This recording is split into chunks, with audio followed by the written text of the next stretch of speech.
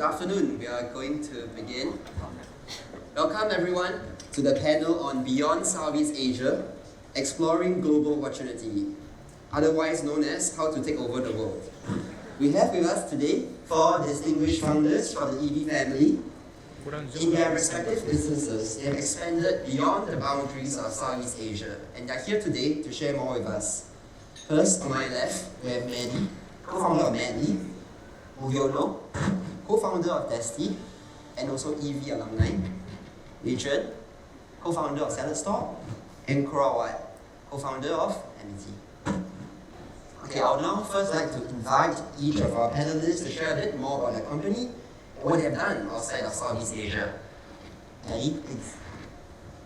So Maddy is a bespoke jewelry design house specializing in the top 0.1% of fine colored gemstones.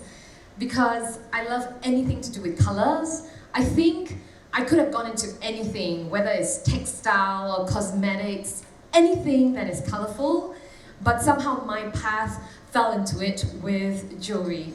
And I guess a good place to start would be the name.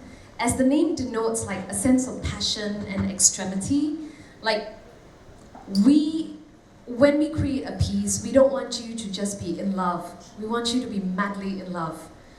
When you are proposed to, we don't want you to just get a yes. We want you to get a madly yes.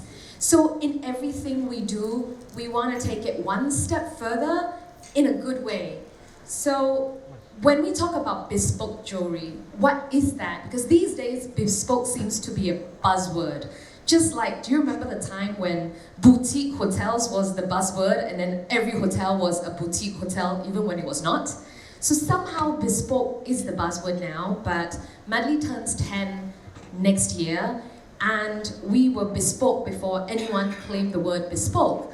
Not that it's anything new because, customization has been around for a long time, but just like our name denotes, we take it one step further. So it is a higher level of personalization and customization, higher level of exclusivity, higher level of craftsmanship.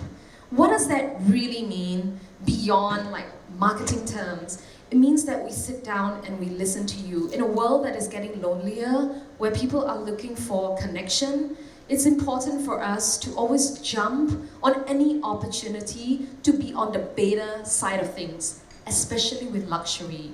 When you are creating a piece, here's the thing about bespoke. It always has to be thoughtful.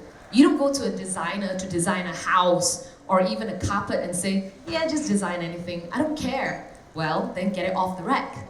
But when you go to someone like a bespoke jeweler, you sit down, you talk about it, you think about it, you ruminate. You want someone to listen to you and not just listen, but really hear you and see you. And that's what we do there. So, our consultations don't just take minutes, they take hours. And the creativity and the design process can take hours, if not days, months. And for some, it's gone on for much, much longer, depending on, how huge or high level the piece is.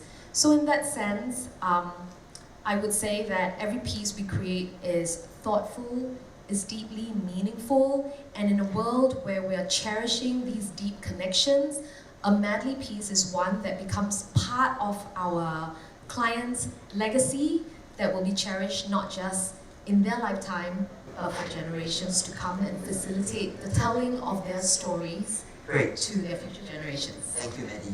Thank you. Hello, please. Hello everyone. Hey, this is Mulyono from Indonesia, but I was living in China for about 15 years. So, and during that period of time, I practically firsthand experiencing how China go through the digitalization process. And most of the process that I went through is on the e-commerce part and the payment part. So e-commerce has always been very deep inside of me, emotionally attached with that. Since about 4 years ago, had a chance to come back to my country. Been paying a lot of attention of the e-commerce industry and how the digitalization can go through finally, with the experience of being the EV alumni, saw an opportunity of creating what we call today merchant solution platform. The company is called Desty. The name came from destination. We hope that we can provide single destination for merchants in Indonesia to find everything that can help their business. Today, it's about 400,000 merchants that are using our platform on a monthly basis. They can create their own online store. They can create landing page for their marketing activities. They can also have the integration of the chats from multiple platforms. And most importantly, we give them their private data and operations capability through omni-channels. We believe that in emerging market like Indonesia, omni-channel is a must operations for every merchant since day one. But of course, most importantly will be for merchants that starting to get into scale. For the past 2 years, the company has been only like 2 years and a half. For the past 2 years and a half, we've been building a lot of core competency of the merchants operations in the dashboard, starting from creating their master SKU, managing that SKU alone, inventory, do the data analytics of all their omnichannel operations. I can probably say that it works very well, and we see that it boosts the productivity of merchants, especially when it comes to double date. Not sure if this crowd, participate on the 9, 9, 10, 10 or not, but if you are, you know what I'm saying. Most of the merchants will have a crazy spike up during those dates. With the system of our dashboard, we can help them to boost their productivity up until 6 to 7 times. So I think that's very proud of what we had up until now. Next month, actually, we will start a new kind of a product that we will have. We call it Desty Market. It's kind of the app store for merchant ecosystem. So within that market, merchants can source, do a sourcing locally or cross-border. That's the part beyond the Southeast Asia part that we are working on. You can also find a financial solution, right? Loan, growth capital, and so on and so forth. You can find a digital marketing agency. If you guys are familiar with today's environment of TikTok, for example, MCN, TSP, I believe we have the most extensive partners of MCN, TSP in our Desty market later on. Fulfillment, even recruitment, and hopefully just this morning, thanks again for EV team that has this event that we met a lot of partners like we think upskilling, right? From upskilling maybe something that a lot of merchants will need, their team members will need. We can also see expand management as another type of things that we can see a lot. Okay. So yeah, that's pretty much what we do. Thank you, Mulyono. And next, Adrien. Hi, I'm Adrien from SaladStop. We started SaladStop in 2009, so my dad and I came together. I pulled him out of retirement and to start this business. He since then has happily retired, so I think now it continues being a family business with my brother-in-law and sister.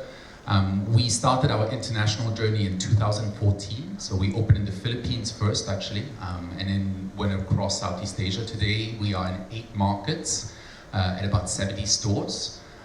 The latest market we'll be adding is Australia, so happy to explain how we're looking at outside of Southeast Asia. COVID was obviously a lot of ups and downs for us as a business, but we emerged a lot stronger. Today, 66% of our orders are digital, half of which come through our own technology. So we've actually built our own in-house tech team and really focusing on how we can create that unique customer experience. We obviously are focused on health, so big area for moving forward will be on the personalized nutrition front. So we're really looking at how we can become that translation and operational layer for that space. I'm sure a lot of you are Apple Watches or Oura Rings. So we all collect a lot of data points and track many parts of our lives. But how do you translate that into a final product? We have the beauty of operating with a system where we create your own salad from scratch. So for us, it actually operationally is already a great fit. Now we just have to build the technology to be able to translate that. So very excited, obviously, about the region and talking about expanding the business outside of Southeast Asia. Okay, great. Thank you, Adrien. And last but not least, Korawad, please. Thank you. Yeah. So I'm Korawad from Amity. So basically, Amity, we provide social infrastructure. So infrastructure that enables in-app social networks and communities. So actually, we started from Thailand, but we quickly realized that the SaaS market in Southeast Asia and Thailand is far too small, and we realized this gap in the global market. So we launched our product globally. It was 2 years ago. And since then, at this point, over 95% of our business is coming from the US and Europe. So we've been able to sign quite a good number of clients. So what do we actually do? So for example, Ferrari Global is one of our customers. So what we do for Ferrari is actually Ferrari wanted to engage and better get more engagement in their app for Ferrari owners and Ferrari customers. So they bought our product and they plug it into the My Ferrari app, which I wouldn't know. I don't have a Ferrari, but if you have a Ferrari, you might know My Ferrari. And basically inside there, you actually have a community of Ferrari owners where they can chat and talk, and it's a very passionate community. It's like a mini Facebook, mini community. And since we launched it 2 years ago, we've been able to expand quite quickly. So we're very lucky to now count. So for example, Harley Davidson Global is our customer. We actually, World Economic Forum is our customer. So if you go to Davos and you have the World Economic Forum app, World Economic Forum members actually connect using our infrastructure. We even have the Oscars. So the actors and actresses in the Oscar event, and we also serve a variety of communities. And so, for example, in the US, we have a customer called Baylor Scott & White. They're actually a $10 billion US healthcare system, one of the largest in the US. And what they use us for is they actually use us to power their in-app community for their patients. So actually, we have patients coming into their app, connecting and talking and sharing experiences and supporting each other. So we have all kinds of communities all across the world, and that's a very quick introduction. Awesome, great. Thank you, Korawad. Maybe I'll start off my first question for Maddy. Just now you didn't really mention what you were doing overseas, so maybe you can share a bit of that, what you're doing there, and what were some of the challenges that you faced? So we are currently still facing it because we are actually looking towards opening in Dubai later this year. So it will be our first overseas outlet, so to speak. And I guess for us, the challenge, as with any business, will be manpower. But the great part with Dubai is already we have started a recruitment process. So like I said, we are a jewelry design house. So we rely heavily on our frontliners, and they are our designers and our sales team. And to find great designers, especially like in Asia, I was telling some of the founders this morning, Asian kids are not encouraged to study design. They're encouraged to go into banking and finance. And so when you do not grow beyond Singapore, at some point when you're hiring all the best designers, you kind of hit the ceiling, and then it's like, there is no more experience and designers to hire. But going overseas allow us to do that. I think for us also is it is our responsibility in a way to expand overseas so that there is room for our people to grow, because apart from investing in our material like the gemstones, it's about investing in the people and the growth of our workers as well. So we just hired designers with amazing skills from France. So they just graduated from the design school in Paris, designers from Lebanon, from Jordan, from Amsterdam, and then in Singapore we have designers from Myanmar, from Korea, obviously Singapore, Malaysia. So it's really like a coming together of cultures. So I suppose, back to your question, I guess the greatest challenge is always culture. You have to understand, culturally, what do the people, the locals, who are your target markets, and what is their style, what do they like? But the great part about bespoke is that it is about that individual that comes through the door, and our designers work with you one-on-one to understand what is it that you like and what is your style. So I suppose with Madly, with our different Instagram pages, whether it's like Madly Gems, which is for Singapore, Madly UAE for Dubai and perhaps the surrounding UAE countries, or Madly Germany or Madly UK, it's like every page will have a certain distinctive style, but the one thing that will always be consistent would be it being bold and colorful, because that's what Madly is about. Being able to be free and confident, to love what you love, wear what you want to wear, and not be worried about what people think. There's a certain boldness and freedom to that. And also color, because we are about colorful, beautiful gemstones. So I don't know if that... And yeah.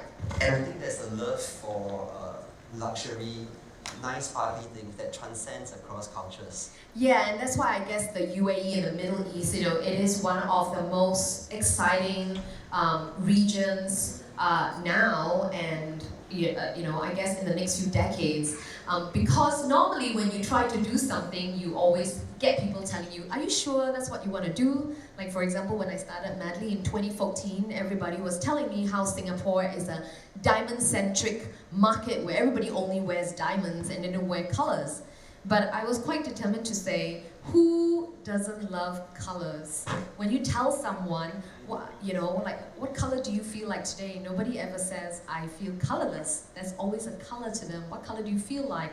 So we have done incredibly well. We have turned the market on its head in Singapore, and I believe that we can do that when we show them the possibilities in terms of color gemstones and one-of-a-kind designs. And Dubai is an extremely exciting market, especially for luxury as well. And then from there, we move on to Europe, which obviously makes sense because two of our other partners, one is from France, one is from the UK. So, and Dubai is halfway between Singapore and Europe. So, yeah, in a way, it makes sense to us. Great. Thanks, Maddy. You mentioned that hiring and people was one of the challenges. Mulyono has built a very sizable team in China. We can share with us some perspectives on building a team in China, and we recommend this to our founders. I feel actually it's a different side, right? Because most of my adult life was actually in China. So if you ask me this way, actually, the challenge might be for me is building the team in Indo. Just kidding. We have an engineering house there, and I think that's a clear edge of advantage for us. Not only because of the supply is enough, but also they kind of understand what we are building. Because the idea of API integration, open API market, service marketplace, has been there since 2012.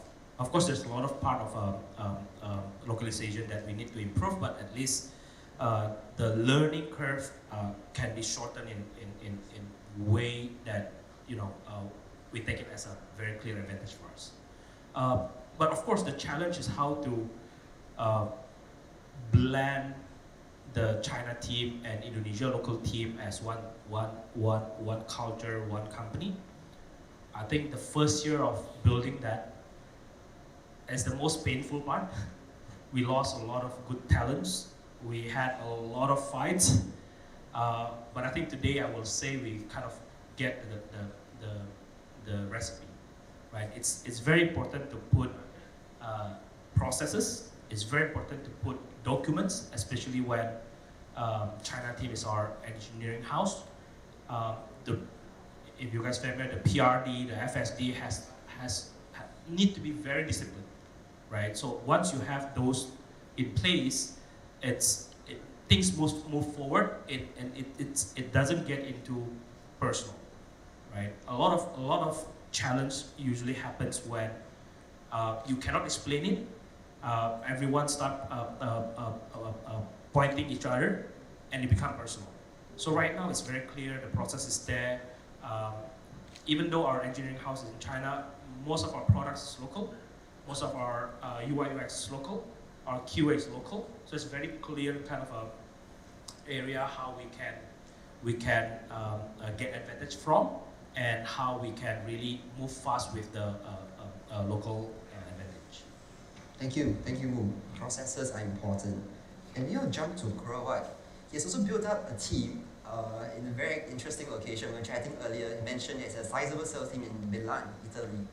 So could you share with us a bit more about that and why you decided to locate the team there? Yeah, so actually, so in fact, like our R&D is based in Bangkok. So all our engineering and services and all of that and technical. Whereas half of the co-founders and all of our business, sales, marketing are based between Milan, London, and San Francisco. So because of the nature of our business and the vast majority of sales coming from the region, we made the conscious decision of moving all of the business development operations out there. Just because we had to be much closer to the customer, we had to be aware of the market that we were in. And I think that, you know, the time zones also made it very difficult, right? It was very difficult for our team in Bangkok to deal with our US customers. Whereas we found that, you know, headquartering in London and Milan actually put us right in the middle. So we were able, our teams we have about 50 people in Europe, and we were able to cover all of our US and North and South American customers, our European customers, and they're able to also cover our Asian client base. So that's kind of why we structured it that way. And then, of course, we still keep all of our R&D in Bangkok, which is a huge advantage. We find that our engineering teams based in Thailand are much more nimble and rapid than our US competitors. So in our market, we actually are the #1 in our vertical. And we have a lot more feature set and really strong quality compared to our US competitors, which are much more well-funded, but many of their customers have come over the past years, and we've been able to win, as I mentioned before, a lot of you know, top US brands, including unicorns and large Silicon Valley tech companies, accepting you know, our Bangkok-based team. That being said, we are a very diverse company. We have you know, over 35 nationalities. So you know, we try to keep that diversity in all of our offices. Got it. Thank you, Korawad. Maybe I'll jump to Adrien. So you are one of the older companies that gained a lot of experience. We could share with us some of the perspectives and challenges that you have seen while you're expanding outside of Southeast Asia. First, I think to Hong Kong, and then most recently to Australia. Sure. Yeah, we started in Singapore, and like I said, the Philippines was our first international market, which probably wasn't the obvious one. I think Hong Kong probably would have been a more natural extension, but we had a great partner, and actually the market worked out very well for us. Obviously, I grew up in this region, and you know, Southeast Asia feels like home, and I think we built a business very much based on scaling it in this region. We knew obviously how diverse it is and how much we had to adapt things, but I think, you know, as we sort of grew, we still came back to a few sort of fundamentals. One is obviously being on the ground, making sure that we really studied the market and we worked very closely with our partners, and that included, you know, building up the supply chain. We take about 6 months to set up the supply chain, because once we have that in place, we can scale pretty quickly with a central kitchen in place.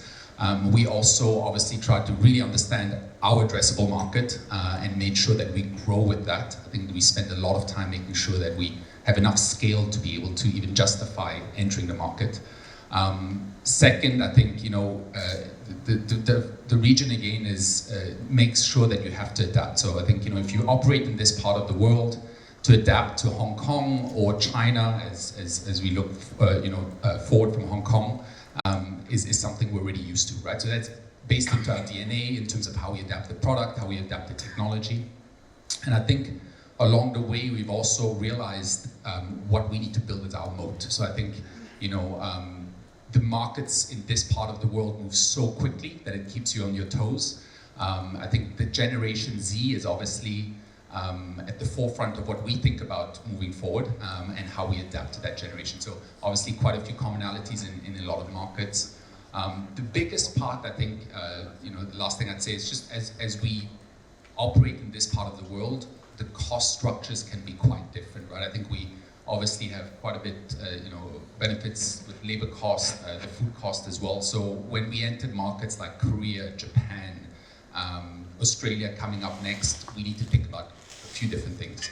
And that's now where I think Singapore comes into play. Singapore continues being our R&D base, where we invest a lot on operational efficiencies. Manpower is very short, so we have to think a lot about how we build that experience around technology. So that will apply very well for markets outside of Southeast Asia.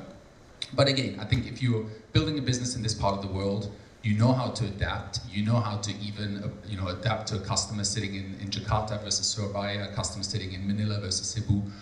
So I think that will help a lot of the portfolio companies, obviously, like me, in this part of the world. Great, thank you, Adrien. Moving on to something that we have talked about a fair bit, sustainability. It has become something that's increasingly important. Maybe to Maddy, how do you think about sustainability, especially in terms of sourcing? I remember when some discussions with Wes, it was conjure image of I know a guy who knows a guy, dusty market, exchanging cash for gems. How do you think about that? Yeah, so when it comes to sustainability, I think, we all know that when it comes to precious and finite resources, like gemstones, there is only so much that the earth produces or will produce, right? But for us being a bespoke jewelry house where we specialize in one-of-a-kind designs, the thing is, we try to minimize or have a careful management of wastage such that we only use material to a specific demand. So only when a certain piece is about to be produced, then we actually use that material that is needed. So we don't mass produce. Everything is one of a kind and produced on demand. And you can't talk about sustainability without linking it to ethical sourcing because, when it comes to stones, that is top of mind.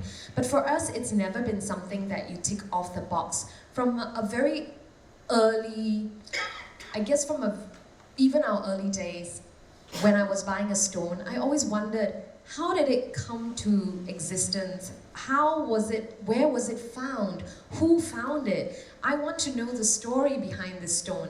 It meant something to me because jewelry is, after all, one of the most personal things that a person can own. So with that in mind, we always seek relationships on the ground. And unlike most jewelers, we actually have direct mine access. So we work very closely with miners, and it's not just talk. So I want to show you some photos that were taken at our most recent mine run. So because we have extremely deep relationships on the ground with miners, and we also have our own sourcing offices on the ground in Tanzania and Sri Lanka, it has allowed us to not just talk about it in terms of marketing terms. It is the heart and soul of who we are, and I do believe this is the future of luxury, where you know who mined your stone, who cut your stone. You want to see the faces behind it. You want to know that they are taken care of. The same way that happy chickens lay happy eggs, you want happy people behind your most valuable, meaningful possession. And that's what it's about. So we know, for example, in the middle, that's a miner, Itam, and he has his other miners with him and the local brokers whom we have very close relationships with. We go to their family homes and we have lunch and dinner with them to be able to impact a community and to hope to change things for the better. You gotta know them. You gotta know their families. It's not just about talking and coming in and saying, I know better than you, you should do things this way. It's not a matter of days or weeks or months, it's a matter of years and relationships that you cultivate over the years. So at Madly, we have these relationships on the ground. We visit the mines actually every few months. We haven't had the time recently, but my husband Wes, he's the one who actually sources the roughs. So when we talk about rough, can we have the next slide? So right on top is a parcel of beautiful golden yellow sapphires. So these are sapphires in the rough. And that's my husband Wes in the middle. with our local partner, Rinsan, who is in Sri Lanka. So they come together every few months and they visit the mines. So this allows us to have visibility on the ground and to be able to tell you the stories from our hearts and not just it's a marketing thing. And I think it's becoming more and more important, but we want to be true to it as well and to be very genuine. So yeah, I think this is the future, you know. Thanks for that. And this picture is really bring this to life. It's true. Can I just add also? Sorry. But, you know, one of the things also is when I first went into jewelry, when I always ask, like, you know, oh, you know, can I see the cutting room? It's always a secret. There were so many trade secrets that I never had access to all these people and these behind the scenes. And that was the reason why at Madly we pushed really hard to have these relationships that were cultivated over a decade, so that now, you know what, we have our own back rooms, we bring the cameras there for accountability and visibility and to bring their stories to life. Great. Thanks, Maddy. Maybe I'll now invite Adrien to share a bit more with sustainability. We talked a bit earlier. He mentioned that sustainability and wellness are core tenets at SaladStop. You could share a bit about that with us and our audience. Sustainability has been baked into our DNA. We're big believers in it, and I guess started very early on. A lot of sustainability initiatives at SaladStop, but I think things really came together for us about a few years ago, where we realized that for us, sustainability starts with the health of the customer. So I think health is personal. I think you can connect with a customer if you were to tell them, you know, the kale is double in antioxidants versus the spinach. And then it's quite easy to connect them to the health of the community, to say, you know, this kale was also grown in a hydroponic farm in Singapore, and by the way, it uses 80% less water. And so we look at it as being deeply interconnected. A lot of, you know, what we think about now is how we're able to connect the customer into these three parts and again make it convenient. I think we are the customer-facing side of obviously a lot of the sustainability initiatives that our partners do. But you know, we've always thought very deeply, how do we actually engage? How do we get customers to participate? It is very difficult. If you're in the CBD in Singapore, it's all about convenience. How do we make you take a second decision to say, this is the initiative I'm going to support today, or I now understand more about the product, I want to switch to a plant-based diet once in a while. These are all the elements that are starting to come together from an experience standpoint, and more driven by technology. So again, like I mentioned on the personalized nutrition side, as we think about this customer of the future, we call them Generation Meta Health, which are going to look at all these data points. Sustainability is going to be one of those key metrics. You know, how is my choice is going to impact the planet? And so, you know, it's a long journey ahead. We understand, you know, that this generation, again, Generation Z, is going to be looking for that. I think they're going to demand a lot more out of businesses moving forward. What sustainability means in Indonesia or the Philippines is different than in Singapore. In Singapore, we opened our first net zero store, so we were the first net zero restaurant in Asia. That was an incredibly long journey for us. We had to carbon label every ingredient on the menu, looked at the construction footprint, every part of it. But you know, now we have a blueprint moving forward. How again that gets translated to other markets, that will change. How we communicate to customers, that will change. But we do believe that, you know, the future customers are going to start demanding this from business like ours, especially because we are the upstream, I guess. But I think, you know, if we're able to bring that together and make it sort of a no-brainer for customers, that's going to bring us a long way. Thank you. Making this into a customer-centric approach is very interesting. And maybe I'll invite Korawad to share a bit more. He has a list, a marquee list of clients from Harley Davidson, Ferrari, Oscars. You can share a bit more about how you go about acquiring these customers. What was the strategy there, and was there anything that you can share with the founders and audience? Yeah, actually, I think, you know, very briefly, I think that we had a huge advantage coming from Southeast Asia. And I think that in Southeast Asia, we have so many trends and so many behaviors that are unique that actually come before the rest of the world, right? So in our case, we found that apps and digital platforms in Southeast Asia were already having their own communities inside the app. from Lazada, Shopee, all these guys were already having social. But if you look outside of Southeast Asia and China, this trend wasn't really prevalent, right? And that was combined with when COVID hit, all companies were suddenly investing in their own digital platform, in their digital storefront, and looking at how do we build engagement, how do we build community among our customers.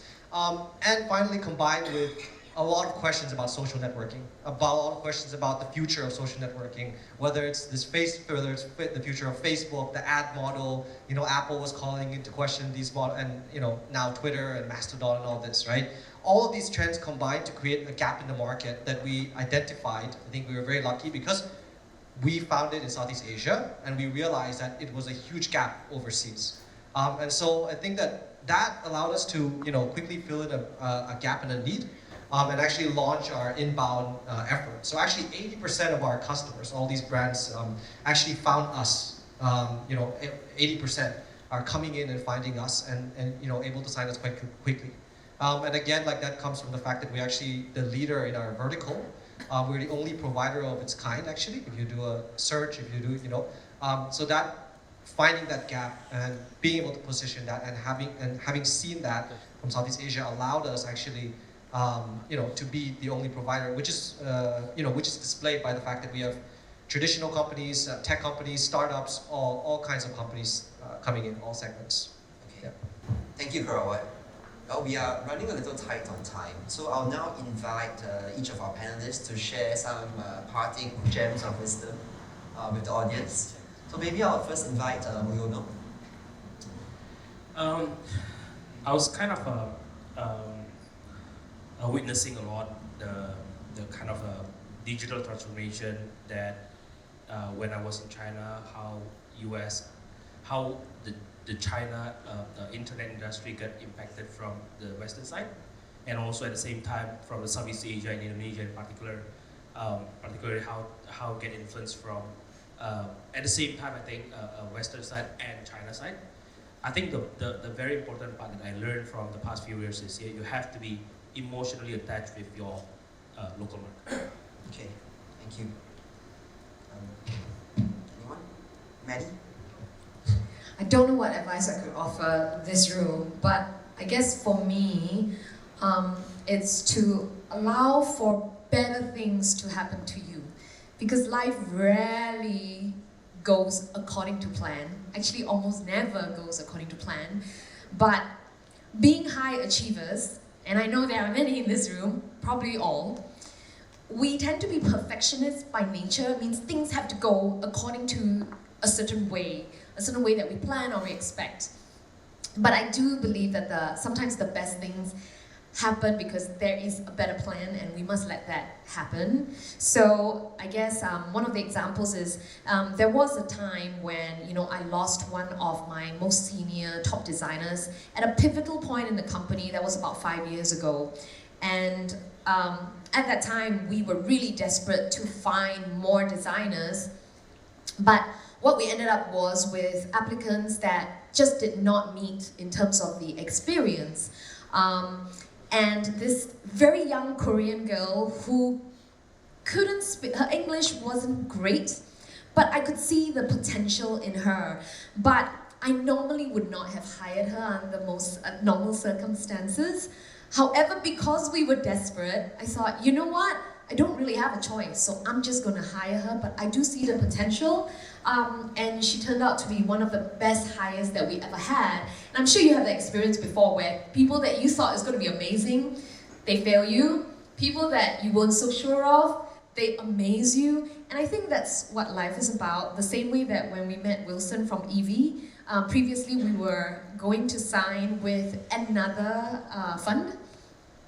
And somehow, through no fault of theirs or ours, things didn't happen because they couldn't get the fund in. And for us, the deal fell through. And even though it seemed like a bad thing, in my heart, I knew something better is coming.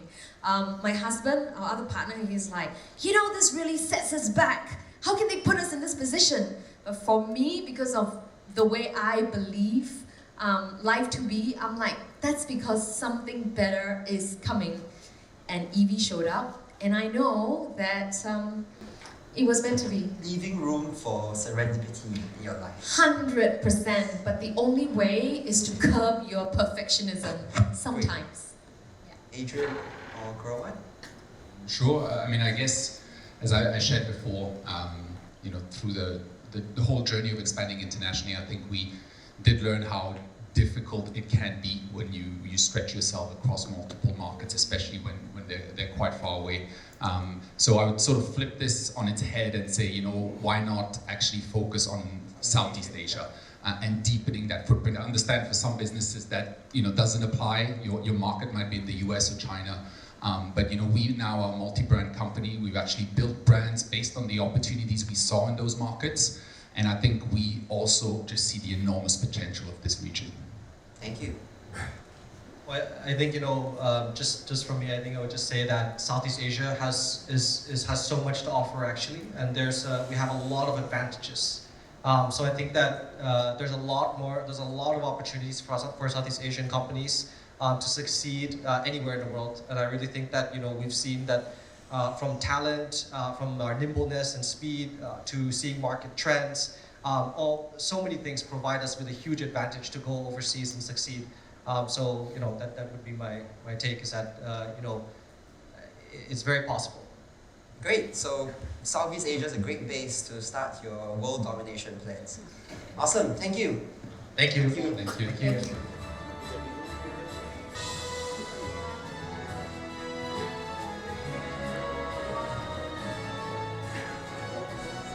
Let's give another round of applause.